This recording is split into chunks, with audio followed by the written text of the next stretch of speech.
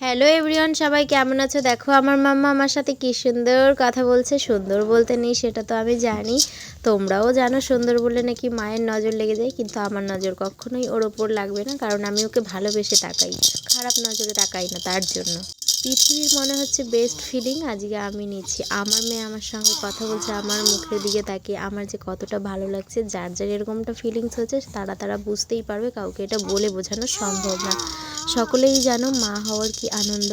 তারপরের দিন আমার মা বানিয়েছিল লুচি আর পাঁপড়। তো মা প্রথমে লুচি পাঁপড় খেয়েছিল, তো খুব সুন্দর খেতে লাগছিল, একটু অন্যরকম। তাই মা আমাকে বললো তুই একবার ট্রাই করে দেখ। তো আমি সত্যি সত্যি খেয়ে দেখলাম যে না, বেশ ভালোই।